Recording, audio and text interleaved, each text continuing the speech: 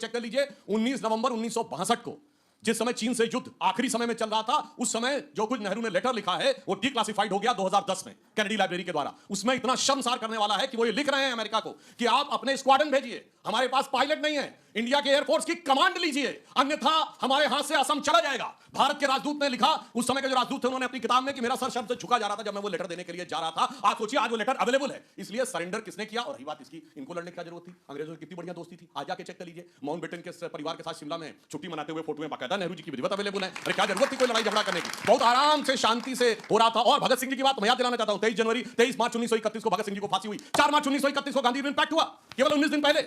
उसमें एक बार भी नहीं कहा गया कि भगत सिंह को फांसी नहीं होनी चाहिए। और मैं दूसरी बात कर रहा हूं, 4 मार्च 1931 गांधी इम्पैक्ट, और केवल 1942 छोड़ दीजिए, 1931 से 47 तक कोई आंदोलन नहीं।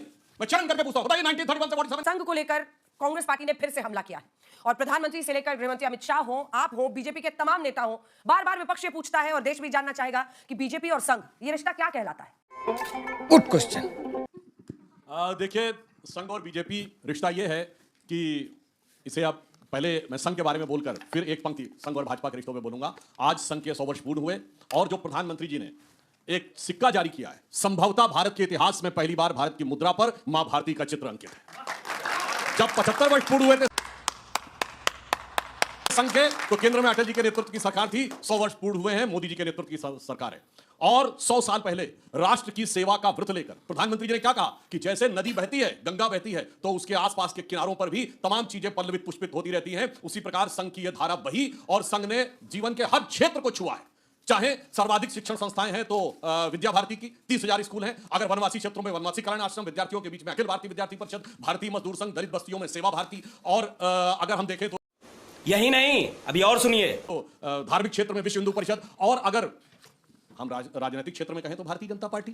2 प्रधानमंत्री हुए, दोनों स्वयंसेवक। और संघ और भाजपा के रिलेशनशिप पे कहना चाहूंगा कि तू ये कहता है कि रिश्तों की दुहाई देंगे, अरे गौर से देख, हर चेहरे में दिखाई देंगे। तू ये कहता है कि रिश्तों की दुहाई देंगे, गौर से देख, हर चेहरे में दिखाई देंगे। हम तो महसूस किए जाते हैं खुशबू की तरह, कोई शोर नहीं है जो सुनाई देंगे। बहुत बढ़िया। और राष्ट्रहित में मौन साधना क्या होती है? संघ के अगणित स्वयंसेवकों ने, मगर एक रिश्ते को लेकर बात बता दूं, संगीत रागी जी खड़े हैं, मुझसे बेहतर इस विषय में जानते होंगे।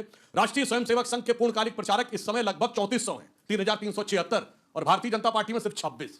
इससे आप समझ सकते हैं कितने व्यापक फलक पर संघ विश्व के भिन्न भिन्न भारत के भिन्न भिन्न स्वरूपों में काम कर रहा है। और वो हमेशा, जो आज माननीय प्रधानमंत्री जी ने कहा, राष्ट्र देव हैं, हम दीपक हैं, करनी है आराधना अपने को जलाकर। जिसे हम लोग बचपन में संघ की शाखा में एक कविता कहते थे, हम केशव के अनुयायी हैं, हमने तो बढ़ना सीखा है, अंधकार में बंधु भटकते, पंथ बिना व्याकुल दुख सहते, पथ दर्शक दीपक बन तिल तिल, हमने तो जलना सीखा है। और कांग्रेस के लिए मैं कह दूं, आज प्रधानमंत्री जी ने उल्लेख किया, वर्धा के शिविर में महात्मा गांधी आए और उन्होंने कहा, मुझे बहुत आश्चर्य है, कब 1934 में, कि किस प्रकार से जात पात का कोई भेदभाव किए बगैर स्वयंसेवक जिस डिसिप्लिन के साथ काम कर रहे हैं। और ये complete words of Mahatma Gandhi, page number volume number 89 में लिखा हुआ है। अब आपको बात बताता हूं, डॉक्टर बी आर अंबेडकर ने 1939 में कहा कि जिस ढंग से लोग मिलकर काम करते हैं उसमें कास्ट नजर नहीं आती है। ये अपने आप में बहुत महान बात है। आज उल्लेख किया उन्होंने 26 जनवरी 1963 को जवाहरलाल नेहरू ने बुलाया, क्योंकि 62 के युद्ध में संघ ने निष्ठापूर्वक देश की सेवा की थी, उन नेहरू की सरकार का जिसने उस पर प्रतिबंध लगाया था। और लाल बहादुर शास्त्री जी ने 1965 के युद्ध के समय न सिर्फ जनसंघ को बुलाया, श्री गुरु गोलवलकर जी को बुलाया। इंदिरा गांधी ने सावरकर जी की जब विमोचन किया तो उन्होंने शेयर किया डायस संघ के अधिकारियों के साथ। और सुनिए, पीवी नरसिम्हा राव अग्रवाल कहते थे लोग कि इनकी धोती के नीचे हाफ पैंट है। अब मैं कहना चाहता हूं, प्रणब मुखर्जी जी भारत के राष्ट्रपति के रूप में राष्ट्रीय स्वयंसेवक संघ के कार्यालय पे गए और उन्होंने संघ की भूरी भूरी प्रशंसा की। इसलिए समस्या कांग्रेस के अंदर की राष्ट्रवादी धारा में नहीं थी, राहुल और सोनिया की कांग्रेस।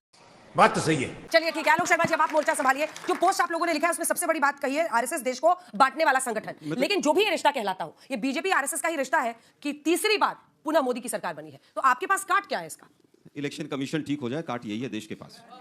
वापस आते हैं। मैं सोच रहा था बहुत लंबा वक्तव्य हो गया, अभी तक नफरत की एक भी बात नहीं की। खैर, आखिर में वो आरएसएस का एजेंडा उन्होंने कर ही दिया, कांग्रेस पे आरोप लगाने का, वो नफरत फैलाने का एजेंडा लास्ट में कर ही दिया। जिस संस्थान में 100 साल तक इस देश के अंदर नफरत फैलाई हो और अपना रजिस्ट्रेशन नहीं करा पाया हो, जो लोग ताली बजा रहे थे बड़े जोर जोर से, बताइएगा रजिस्ट्रेशन कहां है आरएसएस का। दुर्भाग्य यह है कि चाहे वो ओरिजिन हो, वो भी वैचारिक पूरी तरह से नफरत से हुआ, चाहे वो 2 नेशन थ्योरी हो, चाहे वो 1930 का नमक सत्याग्रह हो, सविनय अवज्ञा आंदोलन हो, भारत छोड़ो आंदोलन हो, कहीं आरएसएस दिखाई नहीं दिया था। अंग्रेजों के साथ थे। और इनके सावरकर साहब का मैं कोट पढ़ता हूं, I feel no hesitation in maintaining friendly relations with British government. ये 1939 में था। कांग्रेस पे हो, सोशलिस्ट हो, कम्युनिस्ट हो, सब पे बैन लगाते थे अंग्रेज, आरएसएस पे कभी नहीं लगाते थे। भाई थे ना, डिवाइड एंड रूल उन्हीं से सीखा इन्होंने। दिक्कत यह है कि सैकड़ों करोड़ की बिल्डिंग दिल्ली में बनेगी लेकिन रजिस्ट्रेशन नहीं होगा। एक ही भाव है पूरे आरएसएस का, और वो है सत्ता प्रथम, राष्ट्र प्रथम नहीं, सत्ता प्रथम। अरे भाई 11 साल से आपकी सरकार है, एडीआर की रिपोर्ट कहती है कि 600% हेट स्पीचेस इस देश के अंदर बढ़ गई, और बीजेपी की तरफ से जितनी हेट स्पीच आती है मैक्सिमम कौन देता है? बीजेपी में जो आरएसएस से लोग आते हैं सीधा सीधा वो देते हैं, जिन्होंने तिरंगे को नहीं माना, 2 रंग मानेंगे, संविधान की प्रतियां जलाई हो, 52 साल तक तिरंगे को अपने कार्यालय पर नहीं जलाया हो, जिन बच्चों ने कार्यालय पर चढ़ाया हो उनके ऊपर उनके खिलाफ एफआईआर हुई। दुर्भाग्य यह है कि इनकी चाहे भाषा हो, चाहे इनका आचरण हो, इनकी विचारधारा महिला विरोधी, दलित विरोधी, आप क्या पहनेंगे, आप क्या खाएंगे, और तो और अभी कुछ दिन पहले बताया कितने कितने बच्चे पैदा करेंगे, ये भी आरएसएस बताएगी। ये इनकी वो है। आज इनका क्या काम रह गया? जिन्होंने बापू के सीने के अंदर गोलियां मारी हों, जिस विचारधारा ने अंबेडकर के पुतले जलाए हों, जो भगत सिंह को अराजक कहते हों, आज वो कह रहे हैं साहब राष्ट्र प्रथम है हमारे लिए। तो दुर्भाग्य यह है कि प्रतिबंध लगने के बाद भी कांग्रेस ने कहा कि आइए आप मुख्यधारा में शामिल होने का प्रयास कीजिए, लेकिन उसके बाद भी नहीं सुधरे, आज भी वही काम कर रहे हैं। मुझे इस बात को कहते हुए गर्व है कि इनकी एक चीज में निरंतरता है 100 साल से, और वो क्या है? नफरत फैलाने में, संस्थाओं पर कब्जा करने में। चाहे आज यूपीएससी हो, एसएससी हो, तमाम यूनिवर्सिटी हो, पेपर लीक हो, आप कहीं ना कहीं आरएसएस का एक आदमी जरूर पाएंगे 100 साल से जिस तरह से नफरत फैलाई है और संस्थाओं पर कब्जा किया है। आज तो हालत यह है कि चाहे जुडिशियरी हो, चाहे आर्मी हो, हर जगह पर अगर आरएसएस की विचारधारा का आदमी नहीं जाएगा तो उसका रिक्रूटमेंट नहीं होगा। जो लोग तिरंगे का अपमान करते हो, संविधान का अपमान करते हो, मनुस्मृति को सब कुछ मानते हो, आज वो कह रहे हैं कि साहब राष्ट्र प्रथम। अभी यूपी में 2 दिन पहले क्या हुआ है पूरे देश ने देखा है, किस तरह से तमाम राज्यों में पिछले 5-6 दिन का इतिहास उठाकर देख लीजिए। अभी आया कि 2 सिटी हैं, दिल्ली और पटना, महिलाओं के लिए सबसे असुरक्षित हैं। किसकी राज्यों की हैं भाई वो? अभी 6 राज्य ऐसे हैं टॉप के जहां पर क्राइम अगेंस्ट वुमेन सबसे ज्यादा है, 6 के 6 राज्य इनके शासित हैं। ये आरएसएस की ही विचारधारा है जो ट्रंप के सामने सरेंडर करती है। ये बहुत कमजोर लोग हैं, एक बुज़दिल संस्थान है। हालत यह है कि ये संस्थान जब हमारी 72 साल की एक मां अमेरिका से हथकड़ियां और बेड़ियां लगाकर लेकर आते हैं अमेरिका के लोग, तो इस संस्थान के लोग चुपचाप बैठे रहते हैं और मोदी जी के मुंह पर ताला लग जाता है। इनका तरीका है कि पहले किसी चीज को इग्नोर करो, फिर डिनाई करो, फिर डाइवर्ट करो, फिर आर्ग्यूमेंट करो और फिर हार जाओ। आज देश नफरती लोगों के हाथों में है, इसको बचाइए। चलिए सुधांशु जी एक काउंटर, उसके बाद से मैं तेरा तो गेम बजाना पड़ेगा। Wake up to reality. मतलब देखिए महात्मा गांधी से लेके और शास्त्री जी तक, और शास्त्री जी से लेके प्रणब मुखर्जी तक की क्या बेइज्जती की है इन्होंने बैठ के। जबकि मैंने सारे गिनाए थे। मैंने इसीलिए कहा समस्या राहुल और सोनिया की कांग्रेस में है, पहले वाली कांग्रेस में उतरी नहीं थी। अब मैं फैक्ट के साथ बोलता हूं, अमेरिका के आगे सरेंडर क्या होता है, ये इनके विदेश मंत्री नटवर सिंह ने अपनी किताब one life is not enough में लिखा है कि मुझे एक पार्टी में सोनिया जी ने बुलाया और कहा कि मुझे आपको विदेश मंत्रालय से हटाना पड़ेगा क्योंकि मेरे ऊपर बहुत सारे दबाव हैं और अमेरिका का दबाव है।